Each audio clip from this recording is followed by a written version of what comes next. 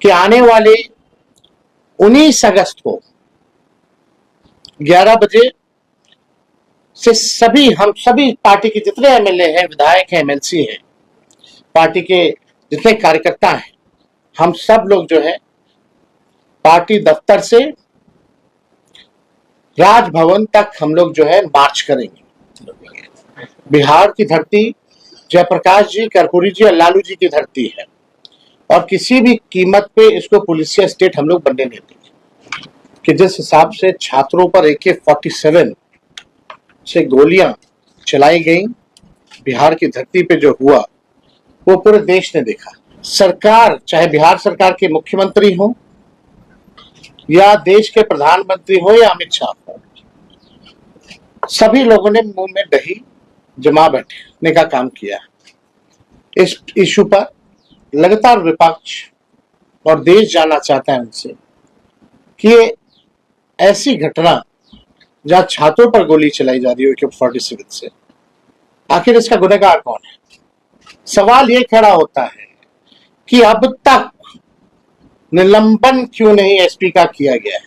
Notice पे आप लोगों को बुलाया गया और आज हमारे सभी लोकसभा के जितने सांसद हैं, राज्यसभा के जितने सांसद हैं, सब लोगों से हमारी मुलाकात हुई है और कई दिनों से पार्लियामेंट चल रहा था और पार्लियामेंट में सबसे बड़ा जो इशू था कि जिस हिसाब से छात्रों पर AK-47 से गोलियां चलाई गई बिहार की धरती पे जो हुआ वो पूरे देश ने देखा और पूरा देश ये जानना चाहता है कि ये अद्भुत और पहली बार ऐसी स्थिति बनी पूरे देश में। इससे पहले भी बड़े से बड़े आंदोलन हुए लेकिन आज तक किसी पर AK-47 जो है सीने पे तान के, खास तौर पे जो मासूम छात्र जो अपने अधिकार के लिए लड़ रहे थे, उनको निशाना लगाया गया। तो आखिर ये किसके आदेश पे हुआ? आप सब लोग जानते हैं कि सबसे पहले मेदांता में, पटना में जब भर्ती थे ये 3 छात्र, हम खुद स्वयं जाकर के उन लोगों से भी मुलाकात की, पार्टी द्वारा आर्थिक सहयोग भी किया गया। लेकिन सरकार, चाहे बिहार सरकार के मुख्यमंत्री हो या देश के प्रधानमंत्री हो या अमित शाह हो, सभी लोगों ने मुंह में दही जमा बैठने का काम किया। इस इशू पर लगातार विपक्ष और देश जानना चाहता है उनसे कि ये ऐसी घटना जहां छात्रों पर गोली चलाई जा रही है AK-47 से, आखिर इसका गुनहगार कौन है? जब बातें बढ़ी तो एक मामूली से सिपाही को सस्पेंड करके पल्ला झड़ने की बात हुई। यानी साफ है ये लोग जवाब देने से इसलिए बच रहे हैं क्योंकि इनकी चोरी जो है पकड़ी गई है।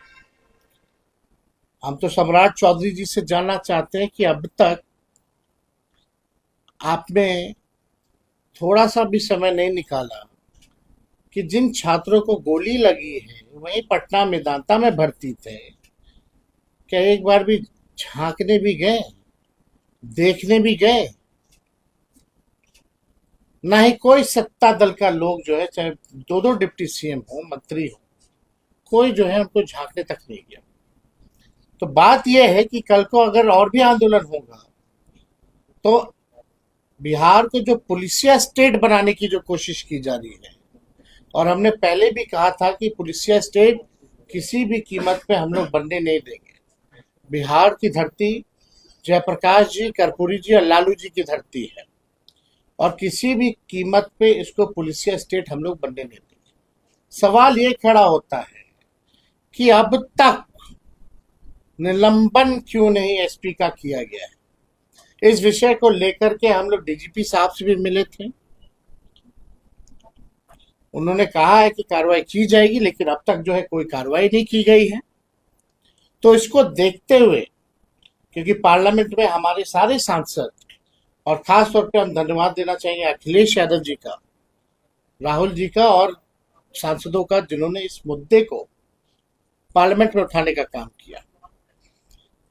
इसको देखते हुए हम लोगों ने निर्णय लिया है कि आने वाले 19 अगस्त को 11 बजे से हम सभी पार्टी के जितने एमएलए हैं, विधायक हैं, एमएलसी हैं, पार्टी के जितने कार्यकर्ता हैं, हम सब लोग जो है पार्टी दफ्तर से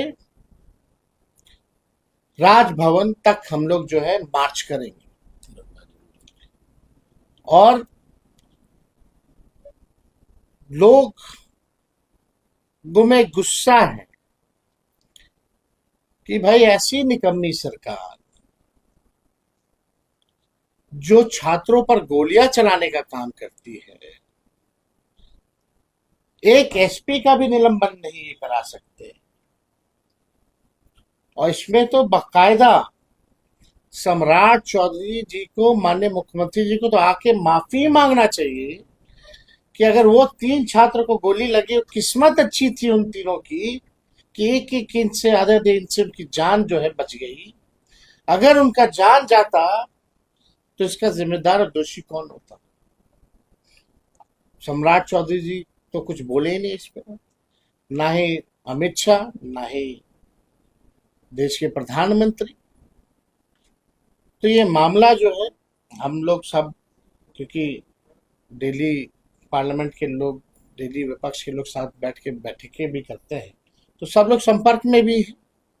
और हमने पहले भी अनुरोध किया है तमाम विपक्षी दलों के नेताओं से कि आइए बिहार और लोगों को, छात्रों को न्याय दिलाया जाए और एक मिसाल पेश किया जाए कि आगे से किसी सरकार की हिम्मत ना हो कि किसी आंदोलनकारी के ऊपर गोलियां बरसाई जाए। तो इसलिए हमको लगा कि आप लोगों को बुला के इस विषय में